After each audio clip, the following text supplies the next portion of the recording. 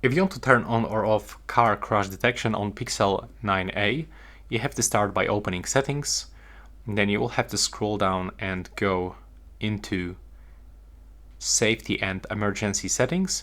And when you're here, just go into car crash detection. And first of all, you will have to turn it on with location.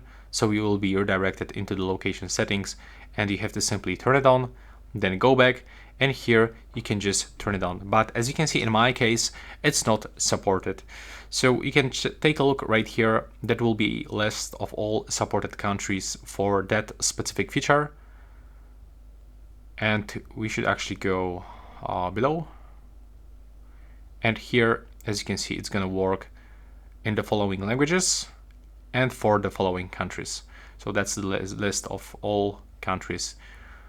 So in my case, my country, it's actually not supported. So this is the reason why I actually cannot turn it on. But if your country is supported, then here you should actually find some kind of the switcher right here to turn it on and off. And yeah, that's basically it.